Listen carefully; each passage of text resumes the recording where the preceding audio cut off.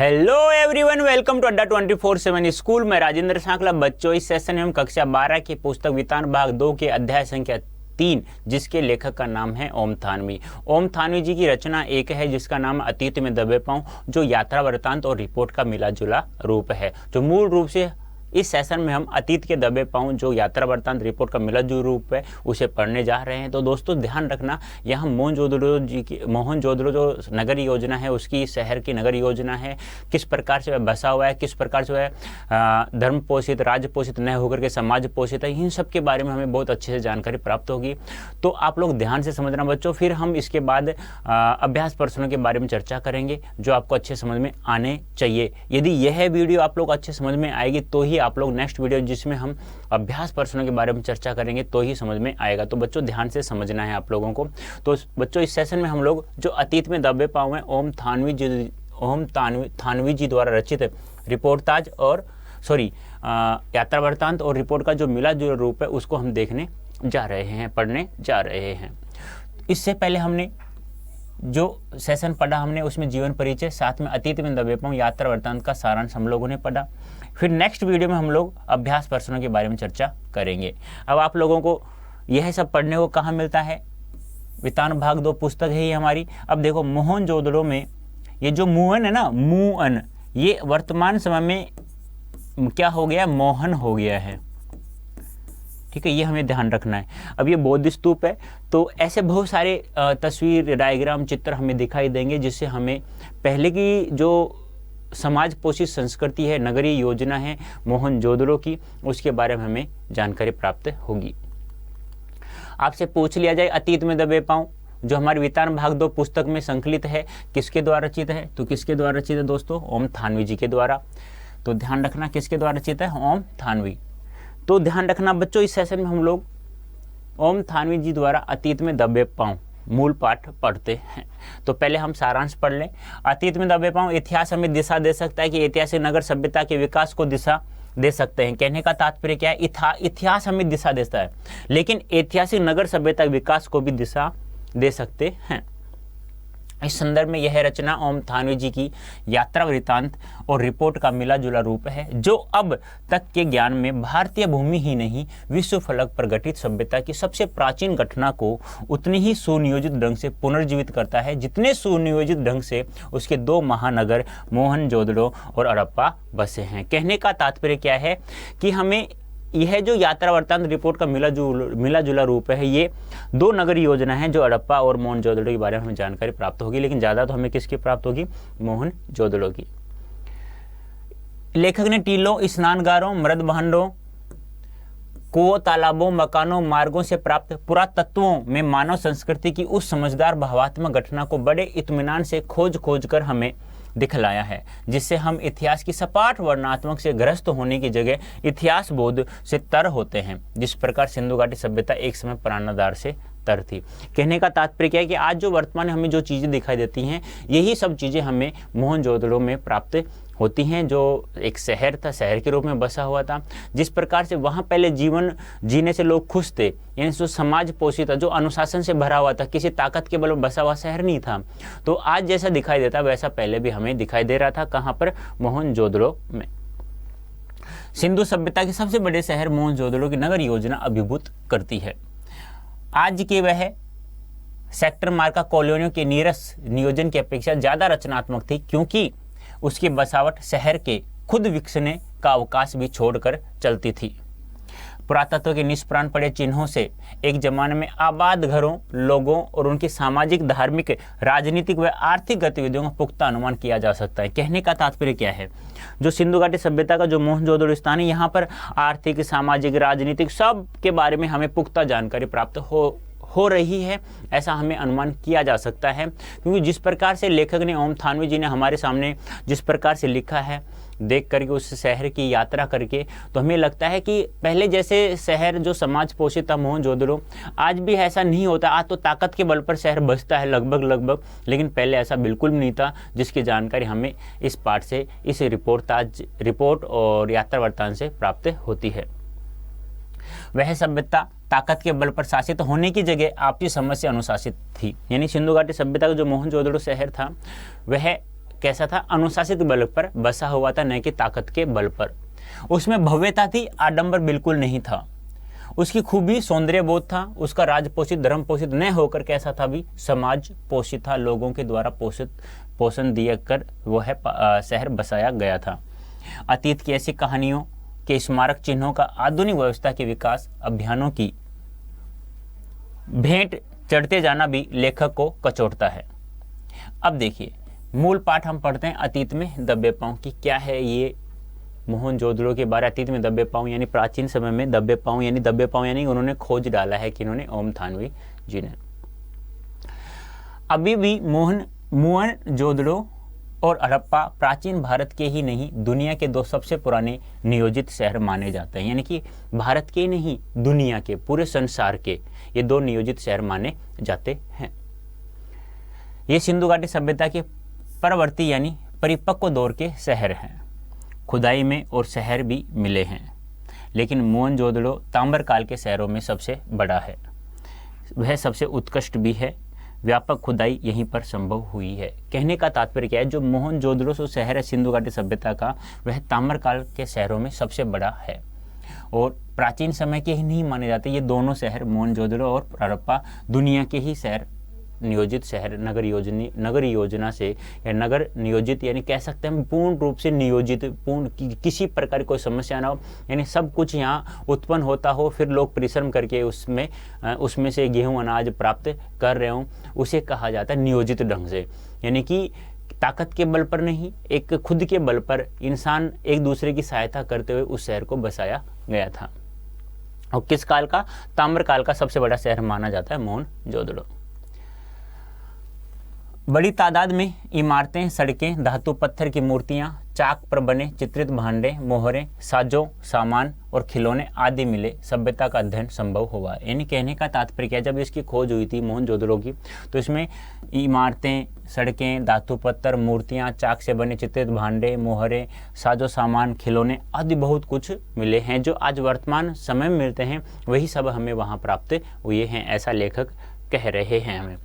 उधर सैकड़ों मील दूर हड़प्पा के ज़्यादातर साक्ष्य रेल लाइन बिछने के दौरान विकास की भेंट चढ़ गए। यानी कि ज़्यादातर तो जो साक्ष्य थे, हड़प्पा के ज़्यादातर साक्ष्य थे, वो जो वर्तमान में रेल लाइन बिछ रही है ना, उसके कारण से बहुत सारी चीज़ें समाप्त हो गई हैं, बहुत सारे विकास की भेंट वो चढ़ गए हैं। क्या, सैकड़ों मील दूर, यानी कहने का तात्पर्य बहुत सारा शहर रेल लाइन के बिछने से वो क्या हो गया, उजड़ गया है। मोहनजोदड़ो के बारे में धारणा है कि अपने दौर में वह घाटी की सभ्यता का केंद्र रहा होगा, यानी एक तरह की राजधानी माना जाता है। यह शहर 200 हेक्टेयर क्षेत्र में फैला हुआ था। कितने, 200 हेक्टेयर में क्षेत्र में फैला हुआ शहर था। आबादी लगभग 85,000, यानी कि 85,000, कितनी आबादी थी, 85,000 आबादी थी उस समय। जाहिर है 5,000 साल पहले यह आज के महानगर की परिभाषा को लांघता है। यानी कि 5,000 साल पहले की बात करें तो यह आज के जो महानगर है ना, जैसे राजस्थान की बात करें, जयपुर, जोधपुर शहर है, तो वैसे ही उसको भी लांघ जाता है। इतनी जनसंख्या थी उस समय, 85,000 कम नहीं है, जो भी 200 हेक्टेयर क्षेत्र में फैला हुआ है।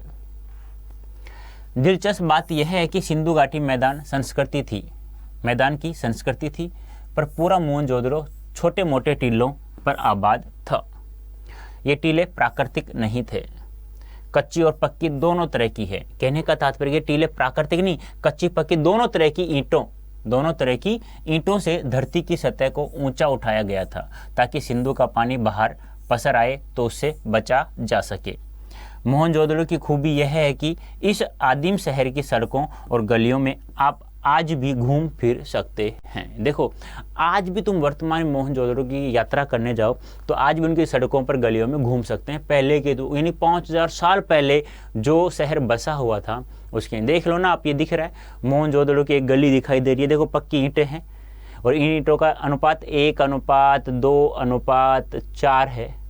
ठीक है, तो देख लो ये गली है, इसमें से आराम से गुजर सकते हैं, कोई दिक्कत ही नहीं है। वर्तमान में भी ये सब चीज़ें प्राप्त होंगी आप जाओगे तो। अब देख लो, मोहनजोदड़ो की एक मुख्य सड़क है जो 33 फुट चौड़ी है। यानी वर्तमान में भी आपको किसी शहर में 33 फुट लगभग नहीं मिलती है, बहुत कम होता है। वैसे मिल जाती हैं, लेकिन 33 फुट मिलना बहुत ही कम शहरों में प्राप्त होती है। यहाँ की सभ्यता और संस्कृति का सामान भले ही अजायब घरों की शोभा बढ़ा रहा हो, शहर जहाँ था अब भी वही है। यानी कि कुछ शहरों के सामान अजायब घरों की शोभा बढ़ा रहे हैं, लेकिन यह शहर जहाँ था वहीं आज भी वर्तमान समय में है। आप इसकी किसी भी दीवार पर पीठ टिकाकर सुस्ता सकते हैं, यानी कि आप किसी भी दीवार पर पीठ सटाकर यानी लेट करके आप सुस्ता सकते हैं, आलस से दूर भगा सकते हैं, नींद ले सकते हैं। वह एक खंडर क्यों न हो, किसी घर की देहरी पर पांव रखकर आप सहसा सहम सकते हैं कि रसोई की खिड़की पर खड़े होकर उसकी गंध महसूस कर सकते हैं। यानी कि आज भी किसी मकान की दहलीज में जाकर आप पैर रखो ना वहाँ पर, तो आपको ऐसे लगेगा कि हाँ, और आपको सुगंध से पता चल जाएगा हाँ ये रसोई की दहलीज है या रसोई का कमरा ये है। या शहर के किसी सुनसान मार्ग पर कान देकर उस बैलगाड़ी की रुन झुन सुन सकते हैं जिसे आपने पुरातत्व की तस्वीरों में मिट्टी के रंग में देखा था।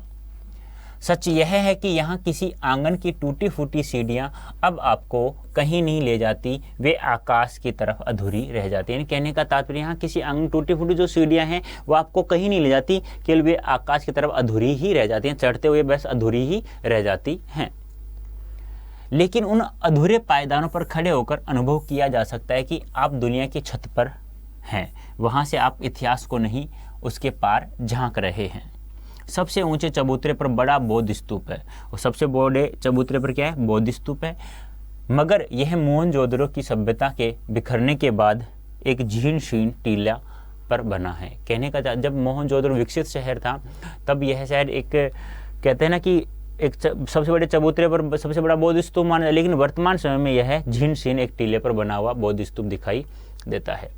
कोई 25 फुट ऊंचे चबूतरे पर 26 सदी पहले बनी ईंटों के दम पर स्तूप के आकार दिया गया है। यानी 25 फुट ऊंचे चबूतरे, यानी 25 फुट तो ऊंचा चबूतरा है, ठीक है।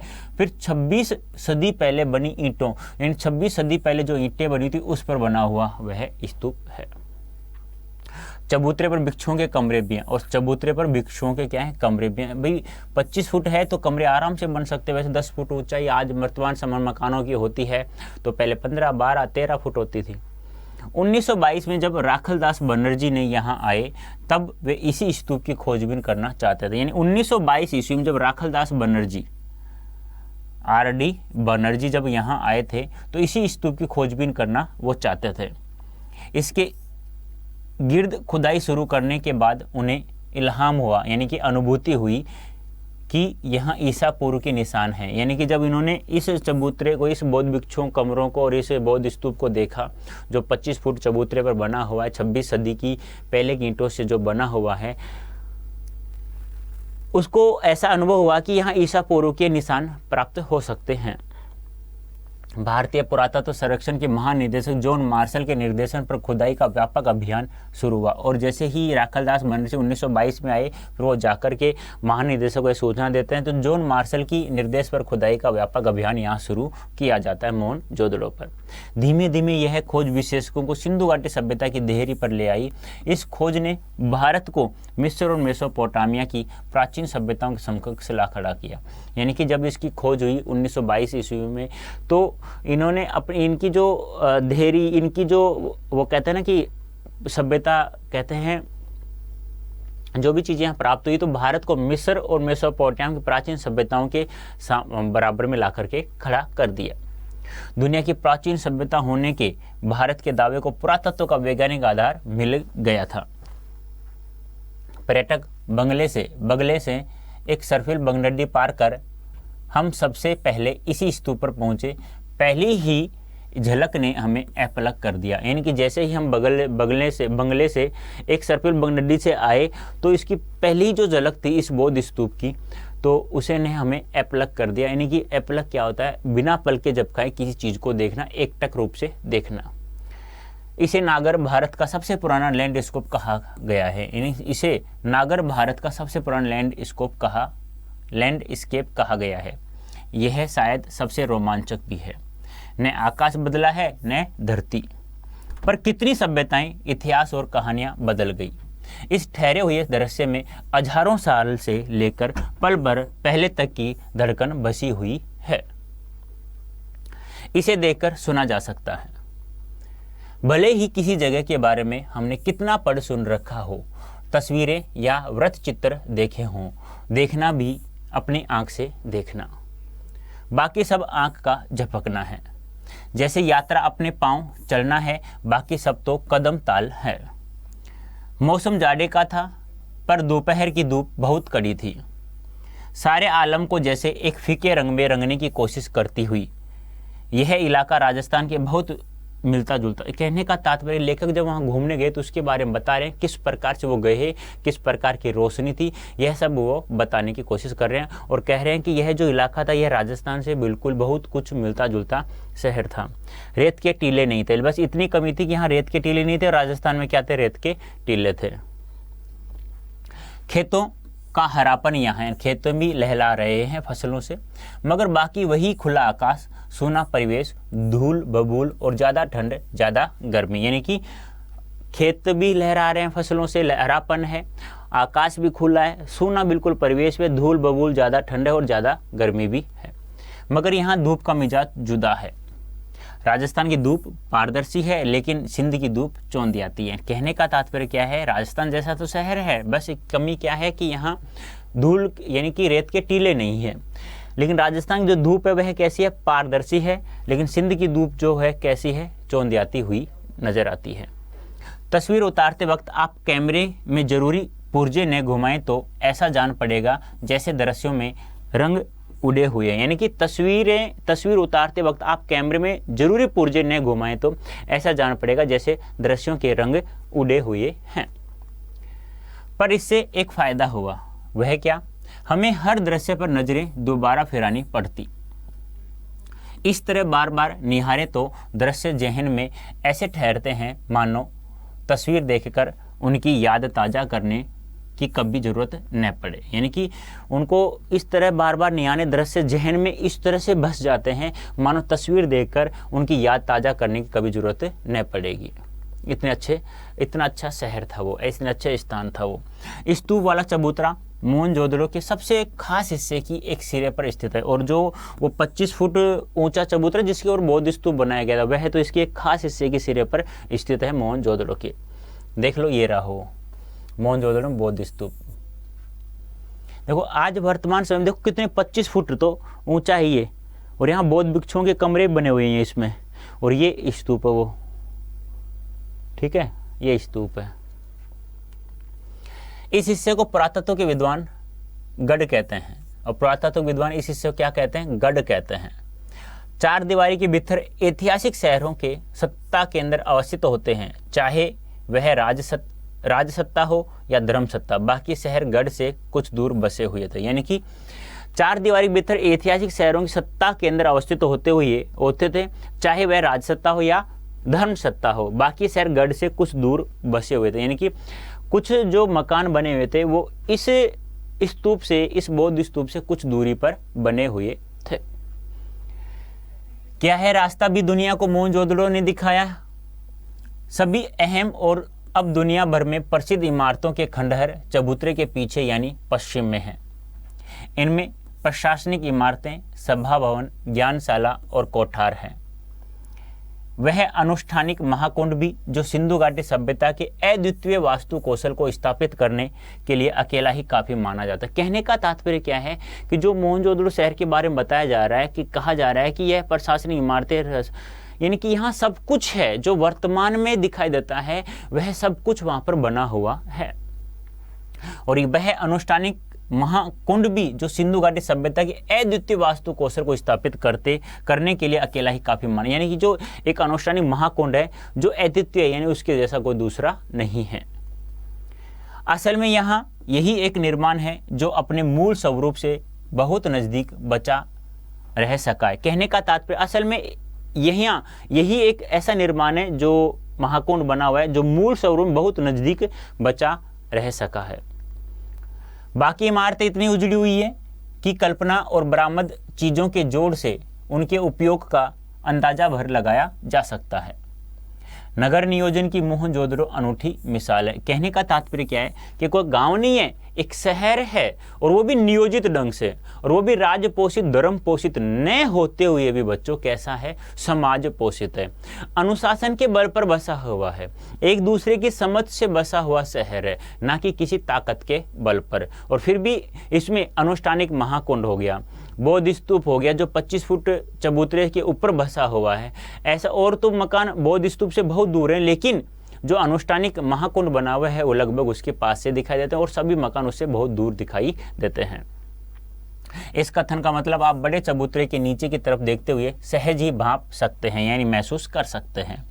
इमारतें भले खंडरों में बदल चुकी हों, मगर शहर की सड़कों और गलियों के विस्तार को स्पष्ट करने के लिए खंडर काफ़ी हैं। कहने का तात्पर्य क्या है, वहाँ जो मकान इमारतें बनी हुई हैं चाहे वो सभी धस गए हों, लेकिन यहाँ की जो सड़कें और गलियाँ हैं और उनको स्पष्ट करने के लिए खंडर क्या हैं, काफ़ी हैं कि आप कह सकते हो यह सब कुछ यहाँ प्राप्त होता था।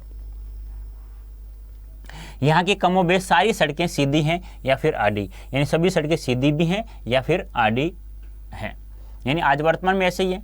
आज वास्तुकार इसे ग्रिड प्लान कहते हैं, यानी सड़कों का जो सीधी और आड़ी है ना, उसे आज वास्तुकार जो भी है वो क्या कहते हैं, ग्रिड प्लान कहते हैं।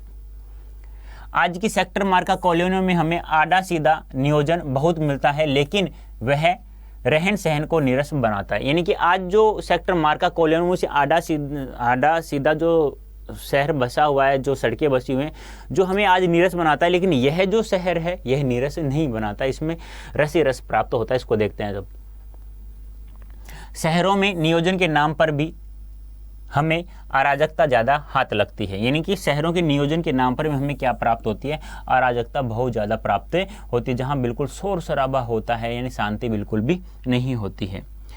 बार्सिलिया या चंडीगढ़ और इस्लामाबाद ग्रिड शैली के शहर हैं जो आधुनिक नगर योजना के प्रतिमान ठहराए जाते हैं, लेकिन उनकी बसावट शहर के खुद विकसने का कितना अवकाश छोड़ती है, इसका बहुत शंका प्रकट की जाती है। कहने का तात्पर्य क्या है कि बार्सिलिया, चंडीगढ़, इस्लामाबाद ग्रिड शैली के शहर हैं, यानी कि चंडीगढ़ और इस्लामाबाद ग्रिड शैली के शहर हैं। उसी प्रकार हमारा जो वर्तमान का उस समय का जो मोहनजोदड़ो शहर था वह भी ग्रिड शैली का ही है, क्योंकि वहाँ पर आड़ी और सीधी सड़कें बनी हुई, यहाँ पर भी ऐसी बनी हुई हैं। और हम कह सकते हैं कि यहाँ इमारतें ढह गई हैं, लेकिन ये जो सड़कें और गलियाँ बनी हुई हैं जो जिसे खंडर हैं, इससे हमें बता सकते हैं कि यहाँ कितनी प्रकार की अच्छी नगर नियोजन से बचा हुआ एक बहुत अच्छा शहर था। मोहनजोदड़ो की साक्षर सभ्यता एक सुसंस्कृत समाज की स्थापना थी, यानी कि मोहनजोदड़ो की जो साक्षर सभ्यता है एक सुसंस्कृत यानी अच्छी संस्कृत, यानी अच्छा संस्कृत समाज की स्थापना की थी। लेकिन उसमें नगर नियोजन और वास्तुकला की आखिर कितनी भूमिका, यानी कि एक सुसंस्कृति, यानी कहने का दादा एक अच्छे समाज की, एक अच्छी संस्कृति का समाज वहां पर रह रहा था। स्तूप वाले चबूतरे के पीछे गढ़ और ठीक सामने उच्च वर्ग की बस्ती थी, यानी कि स्तूप वाले चबूतरे के पीछे तो क्या था, गढ़ था, और ठीक सामने क्या थी, उच्च वर्ग की बस्ती थी। यानी दो बस्तियां थी, एक निम्न वर्ग की और एक उच्च वर्ग की। तो स्तूप के चबूतरे ठीक पीछे तो क्या था, गढ़ था, और उसके ठीक सामने उच्च वर्ग की बस्ती बसी हुई थी। उसके पीछे 5 किलोमीटर दूर सिंधु बहती थी, और उसके पीछे कितने किलोमीटर, 5 किलोमीटर दूर क्या बहती थी, सिंधु नदी बहती थी। पूरब की इस बस्ती से दक्षिण की तरफ नजर दौड़ाते हुए पूरा पीछे घूम जाएं तो आपको मोहनजोदड़ो के खंडर हर जगह दिखाई देंगे। यानी कि पूरब की इस बस्ती से दक्षिण की तरफ नजर दौड़ाएं, पूरब की बस्ती यदि दक्षिण की तरफ हम नजर दौड़ाएं तो पूरा मोहनजोदड़ो आपको दिखाई देगा। दक्षिण में जो टूटे फूटे घरों का जमघट है वह कामगारों की बस्ती है, यानी कि जो दक्षिण में जो टूटे फूटे घरों का जो जमावड़ा दिखाई देगा वह किस कामगारों की बस्ती है, काम परिश्रम करने वाले जैसे मजदूर वर्ग होता है, श्रमिक वर्ग होता है, उनके मकान दिखाई देंगे। कहा जा सकता है इतर वर्ग की, और कहा जा सकता है मजदूर को कामगारों क्या कहा गया, इतर वर्ग कहा गया है। संपन्न समाज में वर्ग भी होंगे, लेकिन क्या निम्न वर्ग यहाँ नहीं था? कहते हैं निम्न वर्ग के घर इतनी मजबूत सामग्री के नहीं रहे होंगे कि 5000 साल टिक सके। यानी कहने का तात्पर्य क्या है, लेकिन क्या निम्न वर्ग यहाँ नहीं था? कहते हैं निम्न वर्ग के घर इतनी मजबूती सामग्री से नहीं रहे होंगे कि 5000 साल टिक सके हों। यानी कि एक उच्च वर्ग, एक निम्न वर्ग। अब उच्च वर्ग तो क्या था, जो स्तूप बना हुआ था 25 फुट चबूतरे के ऊपर जो बौद्ध स्तूप बना, उसके ठीक सामने उच्च वर्ग की बस्ती थी। और उसके दक्षिण पूर्व की जब दक्षिण की ओर नजर घुमाते पूरा मोहनजोदड़ो नजर आता है। जो निम्न वर्ग की बस्तियां थी उनके मकान इतनी सामग्री से नहीं बने होंगे जो 5000 साल टिक सके। उनकी बस्तियां और दूर रही होंगी, उनकी बस्तियां दूर रही होंगी। यह भी है कि 100 साल में अब तक इस इलाके के 1/3 हिस्से की खुदाई हो पाई है, अब वह भी बंद हो चुकी है। यानी कि 100 साल में अब तक इस इलाके 1/3 हिस्से की खुदाई हो चुकी है, यानी कि चौथा हिस्सा इसका भी बाकी 75% की खुदाई हो पाई है, जो अब फिलहाल क्या है, बंद हो चुकी है। हम पहले स्तूप के टीले से महाकुंड के विहार की दिशा में उतरे। हम पहले स्तूप के टीले से महाकुंड के विहार की दिशा में उतरते हैं। कौन कह रहा है? लेखक घूम रहा है। दाईं तरफ एक लंबी गली दिखती है। दाईं तरफ क्या है? एक लंबी गली दिखती है। इसके आगे महाकुंड है और इस दाईं गली के आगे जैसे लंबी गली दिखती है उसके आगे क्या दिखाई देता है? महाकुंड दिखाई देता है। पता नहीं सायास है या संयोग की धरोहर के प्रबंधकों ने उस गली का नाम देव मार्ग डिविनिट स्ट्रीट रखा है। यानी कि पता नहीं सायास या संयोग की धरोहर के प्रबंधकों ने यह नाम रखा, गली का नाम क्या रखा है? देव मार्ग। क्या रखा है? देव मार्ग या डिविनिटी स्ट्रीट रखा है। माना जाता है कि उस सभ्यता में सामूहिक स्नान किसी अनुष्ठान का अंग होता था। यानी कि माना जाता है कि उस सभ्यता में सामूहिक स्नान था, वह किसी अनुष्ठान का अंग माना जाता था या अंग होता था। कुंड करीब 40 फुट लंबा था और कुंड कितना फुट लंबा था? 40 फुट और 25 फुट चौड़ा। यानी 40 फुट तो कुंड लंबा था और 25 फुट कुंड क्या था? चौड़ा था। और ये जो सामूहिक स्नान होता है वो अनुष्ठान का अंग माना जाता है। देख लो, मोहनजोदड़ो का प्रसिद्ध जल कुंड है ये, देख लीजिए। यानी कि 40 फुट तो क्या है? लंबा है और 25 फुट क्या है? चौड़ा है। 40 फुट तो क्या है? ये लंबा है और 25 फुट क्या है? ये चौड़ा है। गहराई कितनी है? 7 फुट है। गहराई कितनी है? 7 फुट। कुंड में उत्तर और दक्षिण से सीढ़ियां उतरती हैं और कुंड में उत्तर से और दक्षिण से सीढ़ियां उतरती हैं, पूर्व पश्चिम से सीढ़ियां नहीं उतरती हैं। इनके 3 तरफ साधुओं के कक्ष बने और इनके 3 तरफ क्या बने हुए हैं? साधुओं के कक्ष बने हुए हैं। उत्तर में 2 पांत में 8 स्नानघर। उत्तर में 2 पांत हैं, उसमें कितने स्नानघर बने? 8 स्नानघर बने हुए हैं। इनमें किसी का द्वार दूसरे के सामने नहीं खुलता। जो 8 स्नानघर बने हुए हैं, किसी का भी द्वार एक दूसरे के सामने नहीं खुलता है। सिद्ध वास्तुकला का यह भी एक नमूना है। मोहनजोदड़ो का प्रसिद्ध जल कुंड, इस कुंड में खास बात पक्की ईंटों का जमाव। यानी यह जो कुंड बना हुआ है यानी पक्की ईंटों, जल निकासी का उन्नत प्रबंध सिंधु घाटी की अनूठी विशेषता। यानी कहने का ये जो जल कुंड बना हुआ था, पहले हमने देखा पीछे से डायग्राम में, ये तो एक निकासी, जल निकासी के लिए जल कुंड बनाया गया। यानी कि जल निकासी के लिए एक जल निकलता है ना, जैसे कि नालियों से आप जो वर्तमान नालियाँ बनाते हैं ऐसे ही बना रखा है। तो आज वर्तमान में भी ऐसी नालियाँ तो नहीं मिलेगी इतनी साफ सफाई से, इतना चौड़ी चौड़ियाँ नालियाँ। तो कहने का तात्पर्य जो कुंड देखा था हमने पीछे, यानी कि मैं दिखा देता हूँ एक बार, जो है कुंड था, उस कुंड के बारे में बात हो रही है। तो यहाँ क्या है कि जलकुंड, इस कुंड में खास पक्की ईंटों, यानी इस कुंड में पक्की ईंटों का जमावड़ा किया गया था पहले, यानी कि पक्की ईंटों से बनाया गया था। कुंड का पानी रिस न सके और बाहर का अशुद्ध पानी कुंड में न आए, इसके लिए कुंड के तल में और दीवारों पर ईंटों के बीच चूने और चिरोरी के गारे का इस्तेमाल हुआ था। यानी कि बाहर का गंदा पानी ना आए, यानी कि कुंड का पानी रिस न सके, कुंड का पानी जमीन में न जा सके, रिस न सके और अशुद्ध पानी बाहर से न आ सके, इसीलिए कुंड के तल में दीवारों में ईंटों के बीच चूने और चिरोड़ी के गारे का इस्तेमाल हुआ था। यानी बाहर का गंदा पानी ना आए और कुंड का जल रिसे नहीं, कुंड का जो पानी है वो रिस न सके। पार्श्व की दीवारों के साथ दूसरी दीवार खड़ी की गई जिसमें सफेद डामर का प्रयोग हुआ है। यानी कि पार्श्व यानी बगल की दीवारों के साथ दूसरी दीवार खड़ी की गई है जिसमें सफेद डामर का प्रयोग हुआ है। कुंड के पानी के बंदोबस्त के लिए एक तरफ कुआं है और कुंड के पानी के बंदोबस्त के लिए एक तरफ क्या बना हुआ है? कुआं। कुंड का पानी का खत्म हुआ, साफ सफाई के लिए यदि कुंड को साफ किया गया तो कुएं से उस कुंड को भर दिया जाता था। दोहरे घेरे वाला यह अकेला कुआं और दोहरे घेरे वाला यह अकेला कुआं था। इसे भी कुंड के पवित्र या अनुष्ठानिक होने का प्रमाण माना गया। यानी इस कुएं को भी कुंड के पवित्र या अनुष्ठानिक होने का प्रमाण माना गया है। कुंड से पानी को बाहर बहाने के लिए नालियां बनी है। यानी कुंड से पानी को बाहर बहाने के लिए नालियां बनी हुई हैं, कुंड खाली करना हो, साफ करना हो। इनकी खासियत यह है कि ये सभी पक्की ईंटों से बनी है और ईंटों से ढकी हुई हैं। और ये इसकी खासियत क्या है? पक्की ईंटों से बनी हुई है और पक्की ईंटों से ये नालियां ढकी हुई हैं। पक्की और आकार में समरूप धूसर ईंटें तो सिंधु घाटी सभ्यता की विशिष्ट पहचान मानी गई है। ढकी हुई नालियों का उल्लेख भी पुरातात्विक विद्वान और इतिहासकार जोर देकर करते हैं।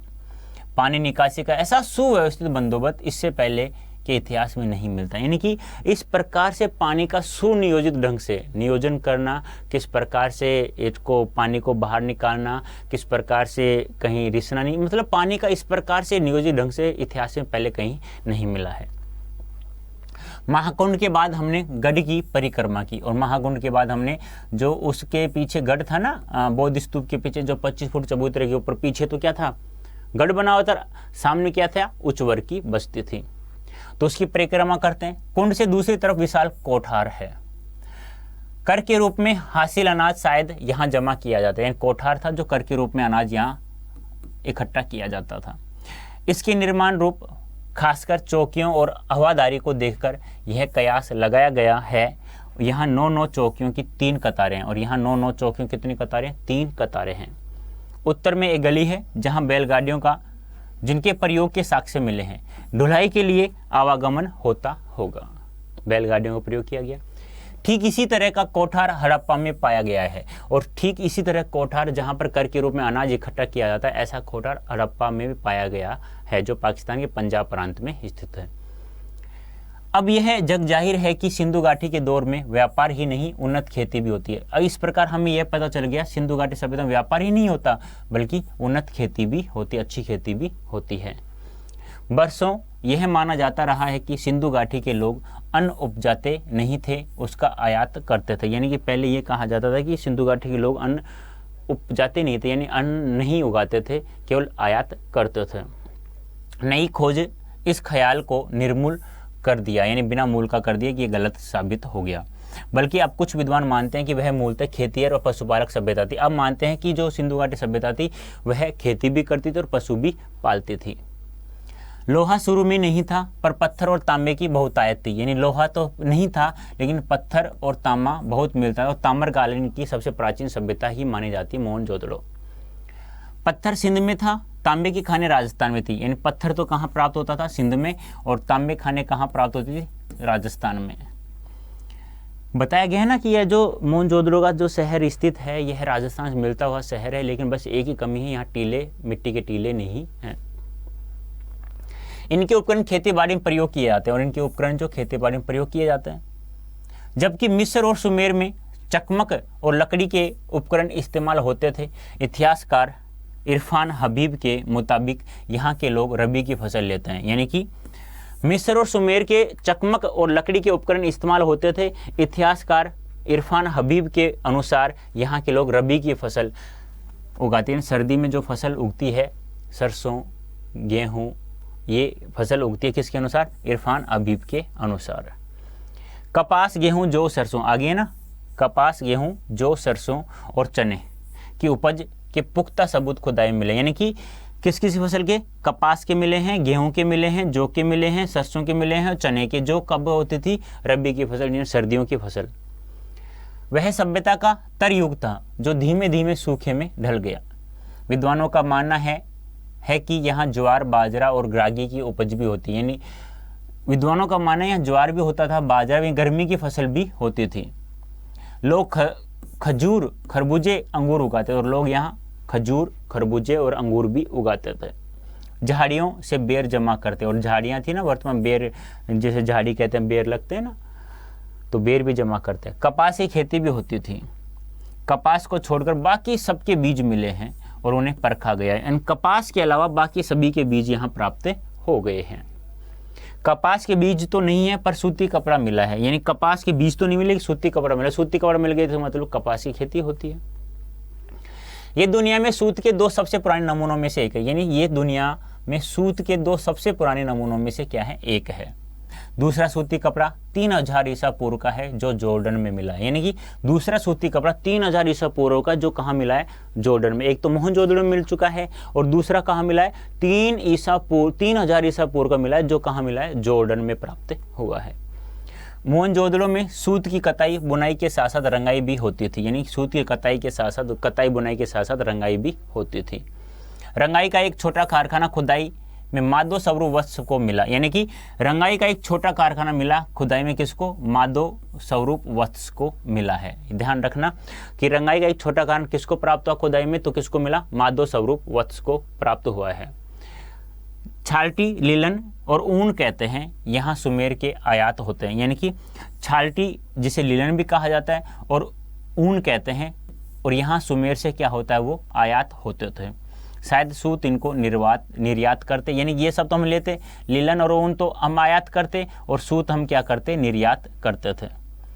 जैसा कि बाद में सिंध से मध्य एशिया और यूरोप को सदियों हुआ है।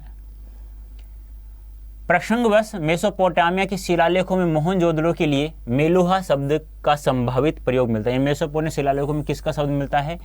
मोहनजोदड़ो के लिए मेलुहा। कहाँ पर? मेसोपोटामिया के शिलालेखों पर मोहनजोदड़ो का प्रयोग, मेलुहा शब्द का प्रयोग किया जाता है।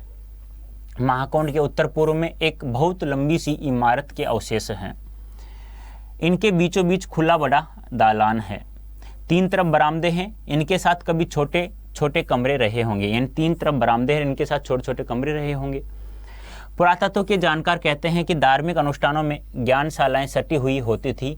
उस नज़रिए से इसे कॉलेज ऑफ प्रिस्टस माना जा सकता है, यानी कि पुरातत्व के जानकार कहते हैं कि धार्मिक अनुष्ठान में ज्ञानशालाएं सटी हुई होती थी, उस नज़रिए से इसे कॉलेज ऑफ प्रिस्टस माना जा सकता है। कॉलेज ऑफ प्रिस्टस माना जा सकता है।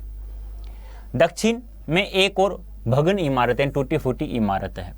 इसमें 20 खंभों वाला एक बड़ा हॉल है, जिसमें 20 खंभों पर क्या बना हुआ है? एक बड़ा हॉल, यानी 20 खंभे हैं, उसके ऊपर क्या बना हुआ है? एक बड़ा हॉल बना हुआ है। अनुमान है कि यह राज्य सचिवालय, सभा भवन या कोई सामुदायिक केंद्र रहा होगा, यानी कि इतना बड़ा हॉल है जो 20 खंभों पर बना है, तो अनुमान कर सकते हैं कि या तो सचिवालय होगा या सभा भवन होगा या कोई सामुदायिक केंद्र रहा होगा। गढ़ की 4 दीवारी लांघकर हम बस्तियों की तरफ बढ़े। ये गढ़ के मुकाबले छोटे टीलों पर बनी है, इसलिए इन्हें नीचा नगर कहकर भी पुकारा जाता है। खुदाई की प्रक्रिया में टीलों का आकार घट गया, कहीं कहीं वे फिर जमीन से जा मिले और बस्ती के कुएं लगता है जैसे मीनारों की शक्ल में धरती छोड़कर बाहर निकल आए हैं। पूरब की बस्ती रईसों की बस्ती, पूरब की बस्ती को क्या कहा जाता है? रईसों की बस्ती कहा जाता है। हालांकि आज के युग में पूरब की बस्तियां गरीबों की बस्तियां मानी जाती हैं, यानी कि आज के युग में जो पूरब की बस्तियां हैं वो गरीबों की बस्तियां मानी जाती हैं। मोहनजोदड़ो इसका उलट था और मोहनजोदड़ो इसका उल्टा था, यानी कि बड़े घर, चौड़ी सड़कें, ज़्यादा कुएं।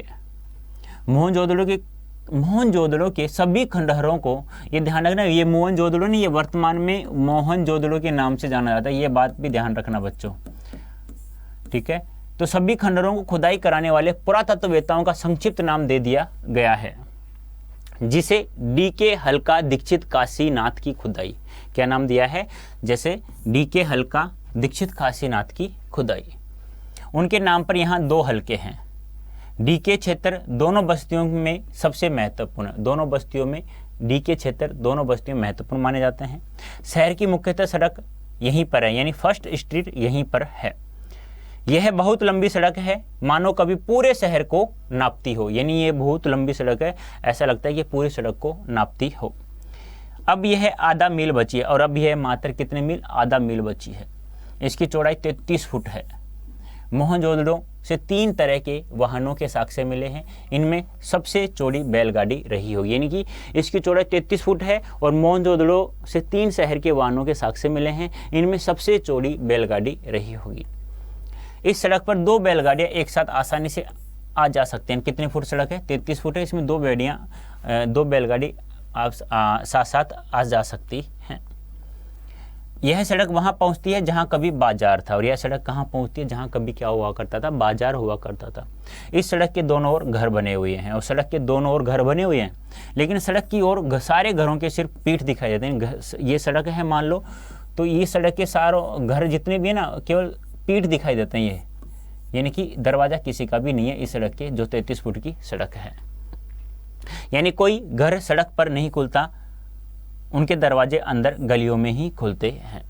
तो यह था हमारा अतीत में दबे पांव उम्मीद करता हूँ आप लोगों को बहुत अच्छे से समझ में आ गया। देखो यहाँ कुछ तो चीज़ें आपको याद करनी पड़ेंगी, कितने कितने फुटे सड़कें हैं, कितने ऊंचे चबूतरे पर बौद्ध स्तूप बना, यह सब हमें पता करना होगा। उच्च वर्ग निम्न वर्ग कैसी बस्तियाँ हैं, कैसी ईंटों का प्रयोग किया गया है, यह सब आपको पता करना है, याद रखना है इन चीज़ों को, क्योंकि जब हम नेक्स्ट वीडियो में हम अभ्यास प्रश्नों की चर्चा करेंगे ना, तब हमें यह काम में आएगा।